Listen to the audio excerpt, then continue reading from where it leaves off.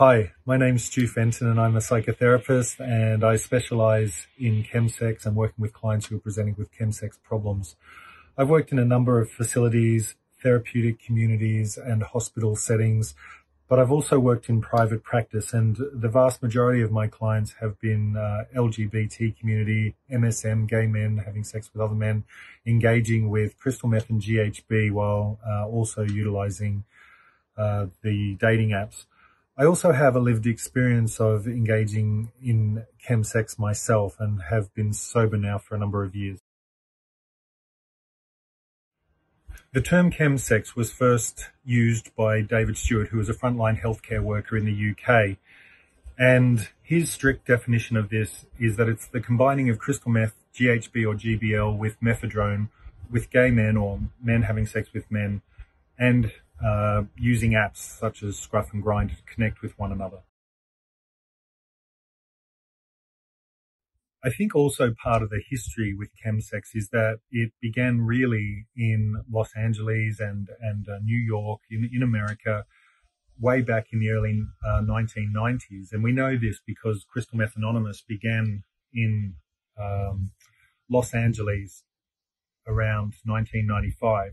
And I think what happened was that with a lot of tourists going between Australia and the US, the drug crystal meth was eventually sort of found its way to Australia along with GHB, and men started partying with it there, and there was quite a lot of ChemSex and use of crystal meth and GHB for sex going on in Australia. It was a lot later hitting in UK and Europe, and really started to get quite bad there around 2012. There are many reasons why gay men engage in ChemSex, and a lot of these reasons sometimes can come from minority stress. Minority stress obviously includes things like workplace bullying, coming out of struggles of being in gay relationships, trans and bi phobia. Some LGBT people experience hate crimes, and also from abuse, just from society or from families, including rejection from family. And there are also a very different kind of reason why people will present, or when they're presenting with you saying that they're having problems with ChemSex, which are different to those underlying issues which might be discovered with counselling.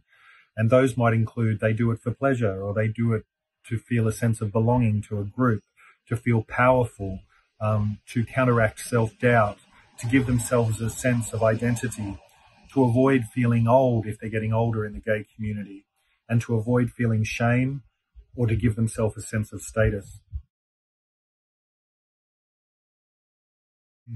Not everyone who engages in ChemSex has a problem with ChemSex.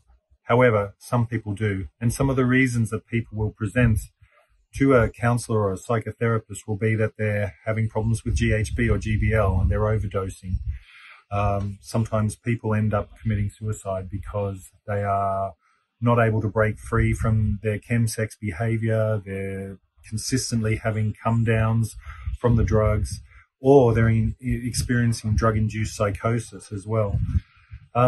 People who have already mental health issues like anxiety and depression, constantly using crystal meth and GHB and staying up for days on end, can exacerbate those mental health conditions.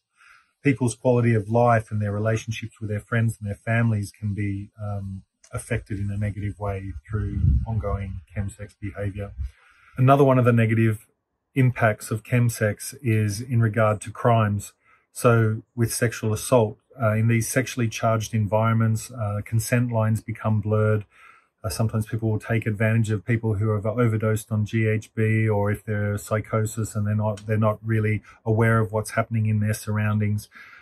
And also STI infections such as HIV and Hep C, as well as syphilis, gonorrhea, chlamydia.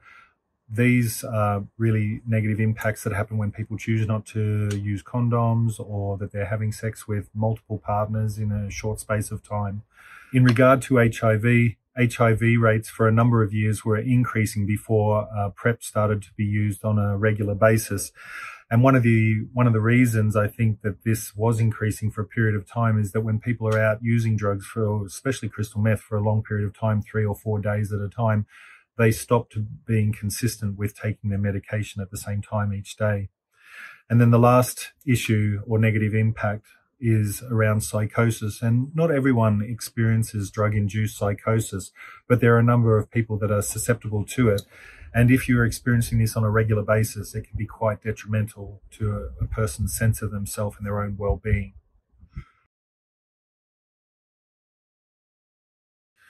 I just want to speak a little bit about drug-induced psychosis now, because quite a few chemsexers do experience this from time to time, but not everyone will experience drug-induced psychosis. Sometimes people mix up different ways people are presenting as being psychosis, but usually people who are using crystal meth will either be paranoid, and we all know what paranoia is, just thinking people are talking or about us, or having thoughts about us. And then the next stage is delusions, and usually these can be auditory or visual. And with people engaging in chemsex, it's more often auditory, believing that you're hearing things or hearing messages come through the radio or the television or through the lyrics of songs, that sort of thing. Sometimes it's visual, believing that you're seeing things, especially for people that have been up for many days on end. And then the final stage is full-blown psychosis. And you know, a lot of the time healthcare workers want to know what does full-blown psychosis look like, or what does it present as? And usually, you know, in my own experience as a psychotherapist, it's if I'm talking to someone on the phone and there are long pauses before they answer me, or they're whispering, or sometimes they stop talking completely. I mean, these are really strong giveaways. The other thing is some of the things that they might say is, I'm really worried about my safety, or I'm worried that my grandmother's in danger, or my mother's in danger, or I feel like I've done something really terrible, and or the police are after me. These are always big giveaways for me that someone is in psychosis. And finally, just the three different types of psychosis that exist. The first one is where people believe there's bugs or germs under their skin, and this is the one where they pick at themselves and, you know, will end up at the end of a binge with cuts and wounds all over themselves. The other one is called delusions of persecution. This is where a person might think they're being followed or filmed, or that someone's out to get them, or someone's going to kill them. And this will come up in a counseling session if you're talking to them. And then the third one is where the person thinks that they're a religious figure, or Jesus, or something like this. This is also dangerous because a person thinks they're invincible in this case, and they will often run in front of traffic believing they can't be killed, or they might jump off a building feeling like they might be able to fly, things like this. And quite a few gay men have died in this way.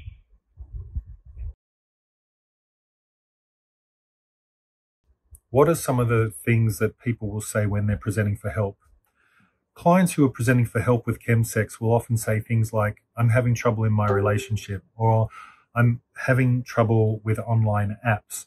Or they might say, I have fears of getting HIV, or I've been getting STIs, or I recently got syphilis several times. They might say that they're struggling with isolation and feeling disconnected from the community or from family or friends.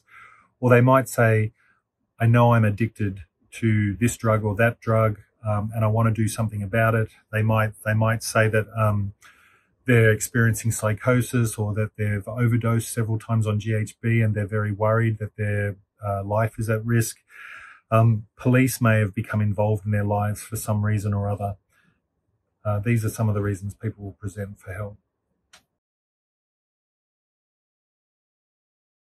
I just want to give a couple of examples of cultural competence. So when we were running R12, which was the LGBT rehab in Thailand, we had to eliminate the use of the word slamming, because slamming is a very triggering word that we found out for most of the MSM that were coming there. And, you know, sometimes if someone used the word slamming in a group, people would be triggered and have cravings and be quite disorientated from that. So we found eliminating was a really good course of action. And another example of this is that when I was at the ChemSex conference in Paris last November, I was sitting next to a woman at lunch who is a doctor and heterosexual, working at a clinic in Switzerland. And I asked her why she was at the conference, and she said she had just joined this clinic, but she knew nothing about ChemSex, but that they got a lot of ChemSex clients there, and she wanted to understand better how to work with these clients. And I think this is a good thing because some of the idiosyncrasies about the way gay men engage with chemsex will need to be discussed, and this means sexual behavior, and there's quite a lot of sexual terminology and behavior around chemsex that I think is important for frontline workers to know and understand and be comfortable talking about when they're sitting in the room with someone. What has been the LGBT community's responses to chemsex? Over the last 5 to 10 years, there has been an enormous response from the LGBT community to combating chemsex. So, initially, as I mentioned earlier, in 1995, the 12-step program Crystal Meth Anonymous was formed, and initially it just existed in Canada, the US, and Australia. It's now been running for almost 25 years, so a very long time, and also they have meetings now in Berlin, Holland, Iran, and New Zealand. Secondly, cultural competence is important. So, as I said also earlier, they are now running the European ChemSex conference, which is a massive conference held every year to educate frontline workers on everything about chemsex culture. It could be to do with the sexual behavior that they engage in, or it could be to do with the way drugs are administered, smoking or injecting or ingesting, as it were. And then also with building partnerships and pathways. And the easiest way to explain this is if you have a chemsex client who presents for their sex addiction, and then you're able to refer them to a 12-step program or a support group or to another therapist who does trauma work or does TRE or somatic experiences, and then you refer them to someone else who might be able to help them with EMDR or some other sort of therapy. Other ways the LGBT community has responded to the chemsex problem is by learning how to eliminate stigma and judgment, because a lot of people in the gay community trying to get help for this find that if they are judged or stigmatized for engaging in chemsex, they're less likely to try and get help. It's also really important for frontline workers to identify what is working with a particular client. Different clients respond to different approaches. So CBT may work really well for one client. A 12-step program might work well for another client, but also not for others. So it's really important to always be talking to other therapists and finding out what works for them and experimenting with new techniques and watching what works for a particular client. Another response that works really well is when therapists share their expertise with other therapists. And the European ChemSex convention that is happening now every year throughout Europe is a really good example of this. Different people from different countries are presenting their findings, their understandings, what works, and it's a great way to share information. Also, creating safe spaces is really important. One thing as an example of this is in Los Angeles, there's a 12-step Crystal Meth Anonymous meeting, which is called Leather, Fetish and Kink.